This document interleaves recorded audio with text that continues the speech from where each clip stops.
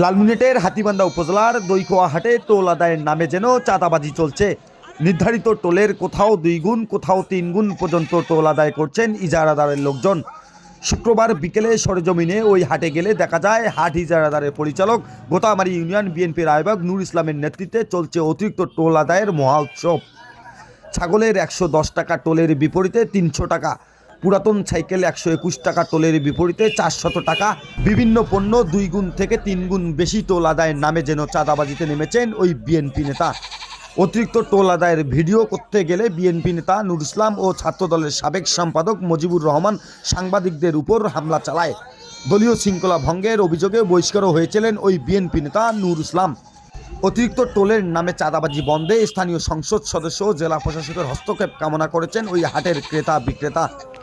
বেচা এনে 100 টাকা, কিনে এনে 200, 300 টাকা নেয়। হাট খরচ আমার তো 200 টাকা নেই, আর কিনে যাচ্ছে 100। মোট কত টাকা? 300। ছাগল নিলেন? কত দিয়ে নিলেন ছাগল?